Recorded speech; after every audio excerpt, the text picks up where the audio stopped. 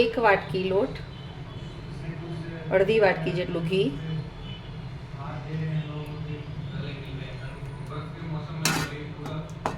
એને ધીમા તાપે હલાવવાનું અને પછી શેકાઈ જાય, બ્રાઉન કલરનું થઈ જાય એટલે ગેસ બંધ કરી અને ગોળ છીણીને નાખી દેવાનો, એટલે આપણી સુખડી તૈયાર થઈ જાય.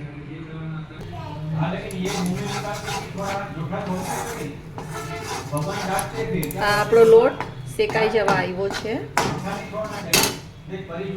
ત્યાર પછી આપણે જે ગોળ છીણીને રાખ્યો છે એ નાખશું.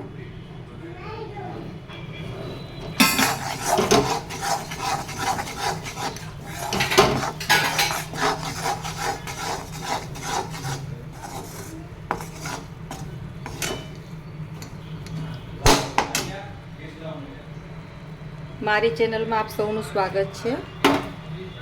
હું નેચરના તેમજ ભગવાનના વિડીયો બધા મૂકું છું. અલગ અલગ મંદિરે દર્શન કરવા જાઓ એના વિડીયોને શોર્ટ્સ બનાવું છું.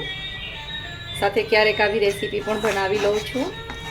પણ મારી પાસે હજી સેલ્ફી સ્ટેન્ડ નથી આવ્યું, ત્યાં સુધી આવી જ રીતે હું વિડીયોને એવું બધું ઉતારીને મૂકું છું. તો દોસ્તો, મારી ચેનલને લાઈક, શેર અને સબસ્ક્રાઈબ કરવાનું ભૂલશો નહીં.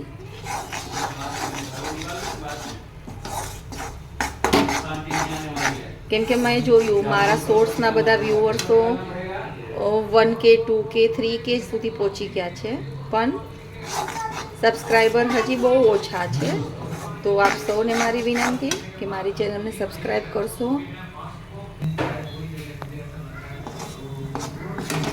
આ રીતે શેકાઈ રહ્યો છે લોટ. હજી થોડીક વાર છે બ્રાઉન કલર થવાને. પછી ગેસ બંધ કરી 2 મિનિટ જેવું નોર્મલ ઠંડુ થઈ જશે. પછી આપણે ગોળ નાખીને હલાવશું. અને ઘી મેં બોઈલી હતી અડધી વાટકી જેવું, પણ પોણી વાટકી જેવું થયું. મેં પાછું 2 ચમચી ઘી નાખ્યું. હવે મેં ગેસ બંધ કરી દીધો છે, આપ જોઈ શકો છો. સોરી, હા, બંધ થઈ ગયો છે. ગેસ બંધ કરી દીધો અને આને હવે આવી રીતે 2 મિનિટ હલાવીશ. પછી ગોળ નાખીશ.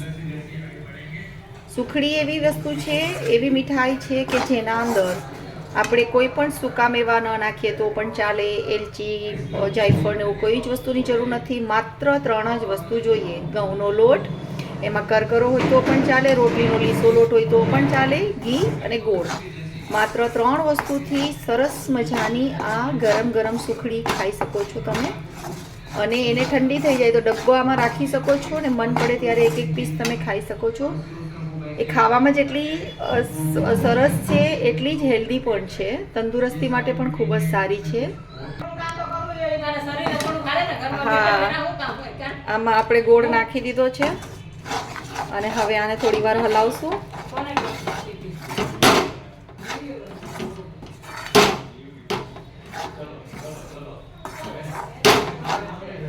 આપણે ગેસ બંધ કરી દીધો છે.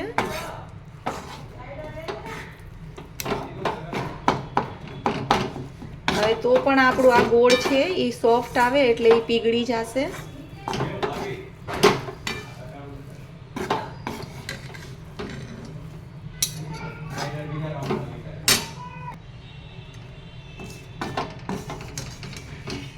આ બધી સુખડી આપણે આના અંદર આવી રીતે નાખી દેશે થાળીમાં.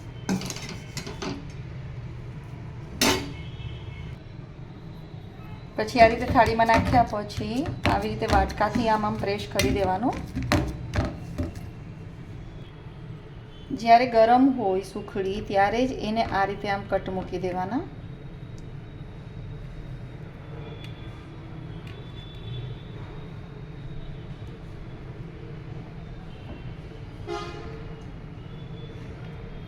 સુખડી એવી વસ્તુ છે કે ગરમ ગરમ બી તમને ભાવે છે. ઠંડી થઈ જાય તો પણ તમે ડબ્બામાં ભરીને ખાઈ શકો છો. બાળકોને લંચ બોક્સમાં આપો તો ખૂબ જ સારું છે તંદુરસ્તી માટે, એમના માટે.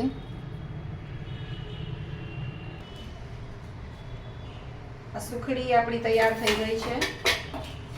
તો સૌ પહેલાં તો આપણે ભગવાન માટે કાઢી લઈએ. આ રીતે પીસ આરામથી એના નીકળી જાય છે.